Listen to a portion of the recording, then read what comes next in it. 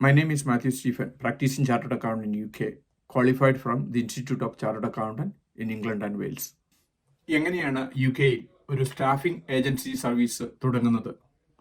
പല ജോലികൾക്കും ഷോർട്ടേജ് ഉള്ളതുകൊണ്ടും പല ജോലികൾക്കും ടെമ്പററി സ്റ്റാഫിനെ എടുക്കുന്നതുകൊണ്ടും, കാരണം ഫുൾ ടൈം സ്റ്റാഫിനെ എടുക്കുമ്പോൾ ഒരു വർഷത്തിൽ മുഴുവൻ ജോലി ഉണ്ടെങ്കിൽ മാത്രമേ ഫുൾ ടൈം സ്റ്റാഫിനെ എടുക്കേണ്ടതുള്ളൂ. ഈ കോസ്റ്റ് കൺട്രോൾ ചെയ്യുന്നതിന് വേണ്ടി പലപ്പോഴും ടെമ്പററി റിക്രൂട്ട്മെന്റ് ഏജൻസിയിൽ നിന്ന് ഷോർട്ട് ടൈം ബേസിസിൽ സ്റ്റാഫിനെ എടുക്കുന്ന ബിസിനസ് യു കെയിൽ ധാരാളം കണ്ടുവരുന്നു.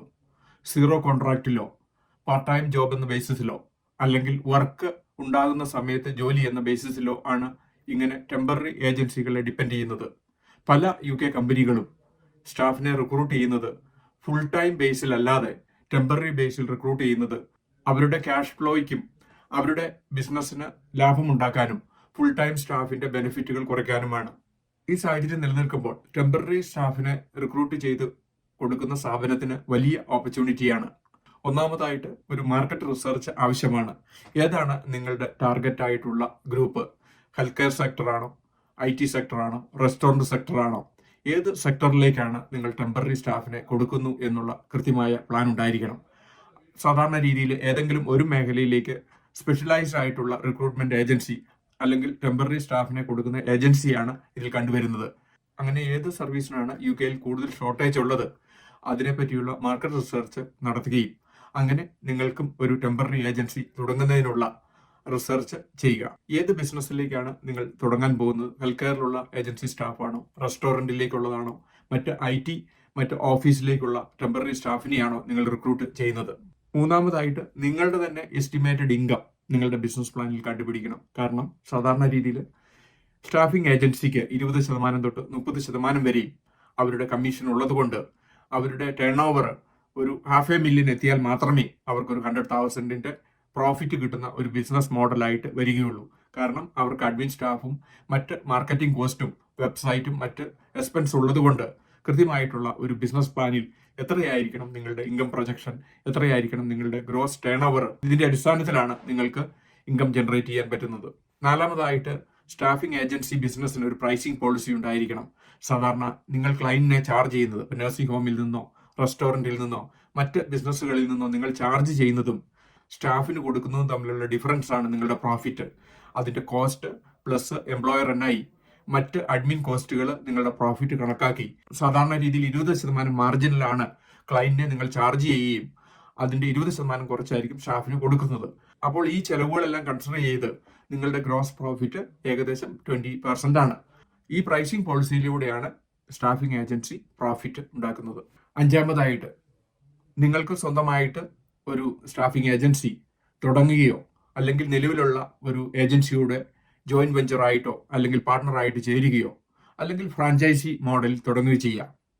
ഏതാണോ നിങ്ങളുടെ ബിസിനസ് പ്ലാനിൽ പ്രോഫിറ്റബിൾ എന്നുള്ള രീതിയിൽ നിങ്ങൾ അനലൈസ് ചെയ്യുമ്പോൾ തുടങ്ങുന്നതായിരിക്കാം നല്ലത്, അല്ലെങ്കിൽ ഫ്രാഞ്ചൈസി വാങ്ങുന്നതായിരിക്കാം നല്ലത്, അല്ലെങ്കിൽ നിലവിലുള്ള ഒരു ബിസിനസ്സിൽ പാർട്ണറായിട്ട് ചേരുന്നതായിരിക്കാം നല്ലത്.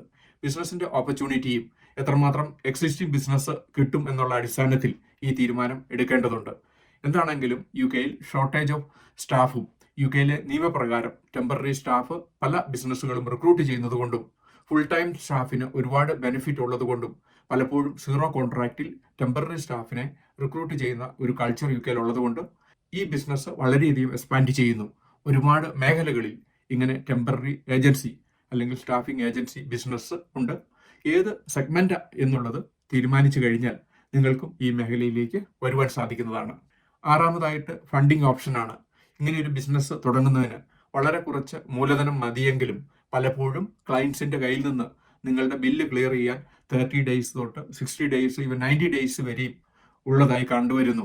പലപ്പോഴും ഇൻവോയ്സ് ഫാക്ടറിങ്ങിലൂടെ നിങ്ങളുടെ ക്യാഷ് ഫ്ലോ മാനേജ് ചെയ്യുന്നു. നിങ്ങളുടെ ഇൻവോയ്സ് സറണ്ടർ ചെയ്ത് നിങ്ങൾക്ക് ഫൈനാൻസ് റേസ് ചെയ്യുകയും സ്റ്റാഫിന് മന്ത്ലി സാലറി കൊടുക്കുകയും ക്ലയൻസിന്റെ കയ്യിൽ നിന്ന് 60 തൊട്ട് 90 ദിവസം കഴിഞ്ഞായിരിക്കാം ഇതിന്റെ ഇൻവോയ്സ് ക്ലിയർ ചെയ്യുന്നത്.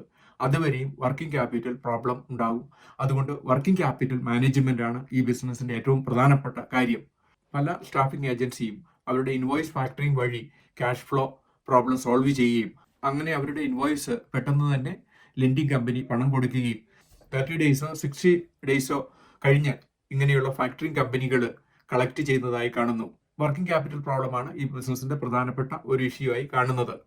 നിങ്ങൾക്ക് വർക്കിംഗ് ക്യാപിറ്റൽ മാനേജ് ചെയ്യാനുള്ള കപ്പാസിറ്റി ഉണ്ടെങ്കിൽ ഈ ബിസിനസ് തീർച്ചയായും ലാഭകരമാണ്. നമ്മളിവിടെ പറഞ്ഞിരിക്കുന്ന ഏജൻസി സ്റ്റാഫിംഗ് ബിസിനസ് എന്ന് പറയുന്നത് ടെമ്പററി സ്റ്റാഫിങ്ങിനെ പറ്റിയാണ്. സീറോ കോൺട്രാക്റ്റിലോ അല്ലെ ജോലിയുടെ അടിസ്ഥാനത്തിൽ സ്റ്റാഫിനെ സപ്ലൈ ചെയ്യുന്ന ബിസിനസ്സാണിത്. പ്രത്യേകിച്ച് UK-യിൽ ടെമ്പററി സ്റ്റാഫിംഗ് സർവീസ് വളരെ പോപ്പുലറാണ്. പല ബിസിനസ്സുകളും ടെമ്പററി സ്റ്റാഫിനെയാണ് എടുക്കുന്നത്. കാരണം ഇയർലി ആനുകൂല്യങ്ങൾ കൊടുക്കുന്നതിന് പകരം ടെമ്പററി സ്റ്റാഫിനെ എടുക്കുന്നതായി കാണുന്നു. ഫുൾ ടൈം സ്റ്റാഫിനെ സപ്ലൈ ചെയ്യുമ്പോൾ നിങ്ങൾക്ക് ഇങ്ങനെ റെഗുലർ ആയിട്ടുള്ള മാർജിൻ കിട്ടുന്നതില്ല. വൺ ടൈം ആയിട്ടാണ് നിങ്ങൾക്ക് അതിന്റെ കമ്മീഷൻ കിട്ടുന്നത്. അത് എംപ്ലോയറുടെ കയ്യിൽ നിന്നാണ്. സാധാരണ രീതിയിൽ ഫുൾ ടൈം സ്റ്റാഫിനെ ഇവിടെ NHS-നോ മറ്റ് റെസ്റ്റോറൻറ്റിനോ മറ്റ് ഹെൽത്ത് കെയർ സ്ഥാപനങ്ങൾക്കോ കൊടുക്കുമ്പോൾ കിട്ടുന്നതായി കാണുന്നത്. ടെമ്പററി സ്റ്റാഫ് വഴിയായിട്ട് റെഗുലറായിട്ട് നിങ്ങൾക്ക് സ്റ്റാഫിനെ കൊടുക്കുകയും ഒരു അവറിന് തന്നെ നിങ്ങൾക്ക് അതിന്റെ 20% മാർജിൻ കിട്ടുന്നതായി കാണുന്നു. എല്ലാ മേഖലകളിലും ഇതിന്റെ അവസരങ്ങൾ ഉണ്ട്. UK ബിസിനസിനെ പറ്റി ഇതിനോടകം 600-ലധികം വീഡിയോ ഞങ്ങളുടെ യൂട്യൂബ് ചാനലിൽ അപ്ലോഡ് ചെയ്തിരിക്കുന്നു. എന്നും ഈവനിങ് UK ബിസിനസിനെ പറ്റി, UK ടാക്സ് പ്ലാനിങ്ങിനെ പറ്റി, UK എംപ്ലോയ്മെന്റ് ടാക്സിനെ പറ്റി ഒരു വീഡിയോ ഞങ്ങൾ അപ്ലോഡ് ചെയ്യുന്നു.